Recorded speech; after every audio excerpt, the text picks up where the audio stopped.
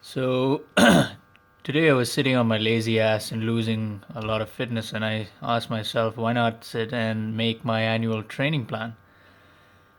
So just want to show you what this looks like.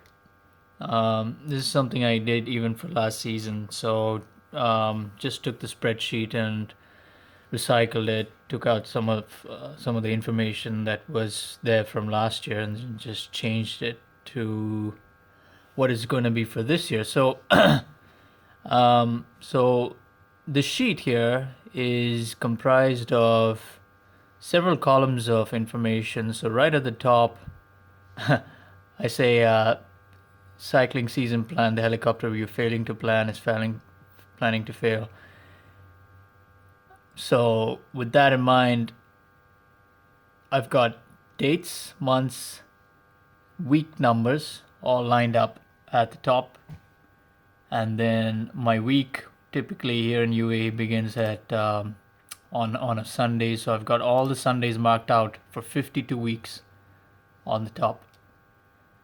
Races. So this is something that's an ongoing discussion, but for I think the better part of this year till December, January, I've got races lined up. Races that I think I can attempt considering my time commitments, travel, etc., etc.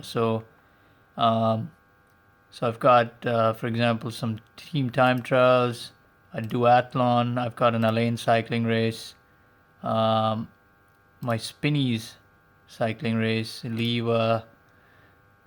Just one level below is the priority I've assigned. So this is something popularized by Joe Friel from Training Peaks, where he advises assigning priority. So my A race is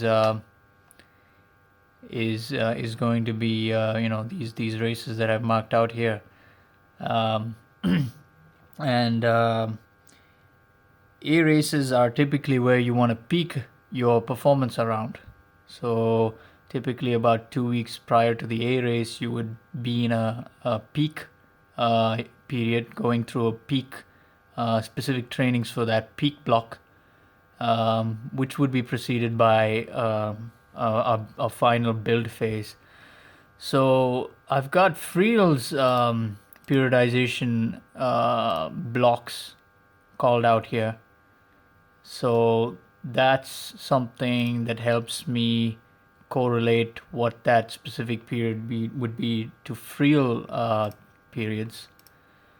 But I've also taking an old school approach with Eddie B's training, which is what I did last year. So typically, your base period starts with what he calls or what he called body conditioning. I should say the late Eddie B. He was the man behind the U.S. Olympic cycling team championship wins in the 1970s. He was also the coach for Greg LeMond, one of the best road racers the world has ever had, I think. So, yeah, he was one of the greatest cycling coaches. But yeah, he calls base period, he divides base period into 18 weeks.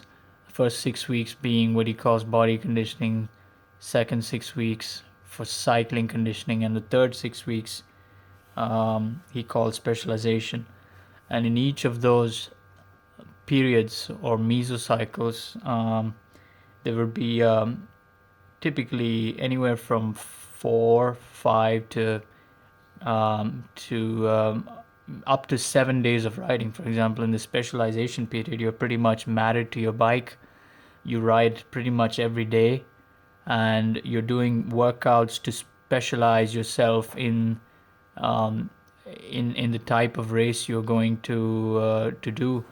So a lot of high intensity work, a lot of intervals. That's all concentrated in these 6 weeks. Um, anyway, without going into details, so I've got body conditioning, which begins or began on the 16th of June. I then take a short business trip in the middle, so I can't be training during that time. But then I come back on on the 21st week of 21st to continue with cycling conditioning, which is about 6 weeks of 6 days of riding in a week, and then I go for my annual vacation in between, which is not really ideal, but I hope to do some light aerobic work during that time. And then I come back, and then I go head first into specialization workouts. During that time, there are some races, as you can see. These I've assigned as some B races here for cycling, specific races. There are B races, and there's a duathlon, which I kind of want to do well in, so that's an A priority race. Um, I hope to fill this as time comes. I didn't get much time today, but basically, these are the attributes, main attributes that uh, I would try and check off. So, in this period, for example, body conditioning, which of these attributes must I emphasize? I just cross them off, and likewise for the rest of the attributes that I want to hit. So typically, anaerobic endurance wouldn't be something you would do initially, um, and would be probably best left towards the build period, somewhere around here, just before your races. And then I have another column or row for testing. So when would I want to test myself to see if I'm actually adapting? Workouts are not all about just going and performing workouts. You want to make sure that you're having the response to the dosage that you're giving yourself. So you want to check that off. Typically, in a cycling year, you probably want to test yourself 3 or 4 times, although that needs to be spaced apart well, because too much of testing means time away from racing and also accumulating fatigue. So you don't want to be testing too much, and you want to give some thought into the testing. I mean, how are you going to test? What course you're going to test? What's the test protocol? What is the data and the instruments you're going to use for testing? So that you don't waste your time. Okay, you do your testing, but then so what? So the data you come back, um, is it any good? A lot of pre-planning before the testing helps to reduce wasting your time, and making, I guess, it increases productivity. So that's a good thing to have in your training plan. And then the rest of the stuff is just hours that I want to devote to cycling. So in any annual training plan, most coaches would say it's a good idea to nail down how many hours in a year you can devote to cycling. So just as an example, I mean, Joe Friel would talks about this in some of his books. A U.S.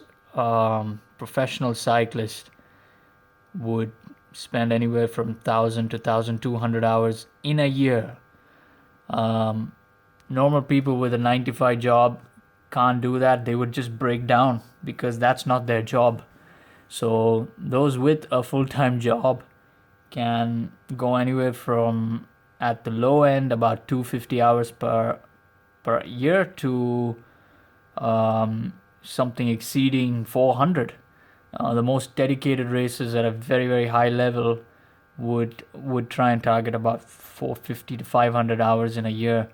Um, I don't know what that equates to in terms of mileage, but I mean, it's not uncommon to see top racers put about 400, 500 kilometers a week.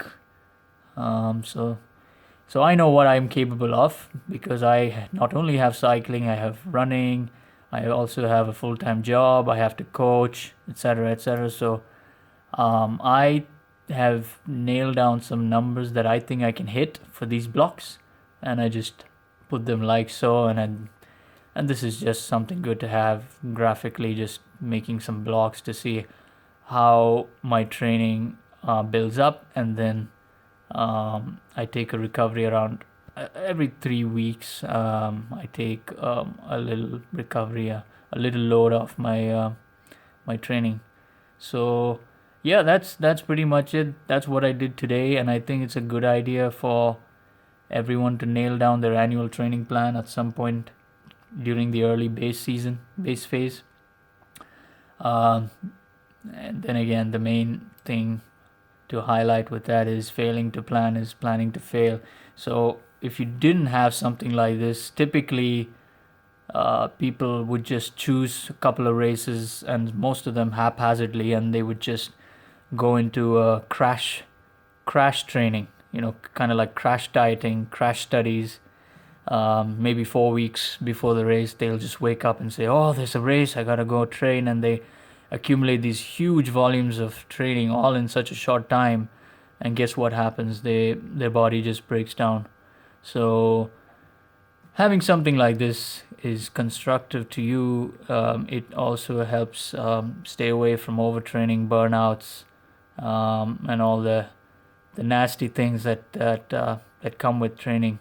So yeah, that's from my Right Shift Laboratory.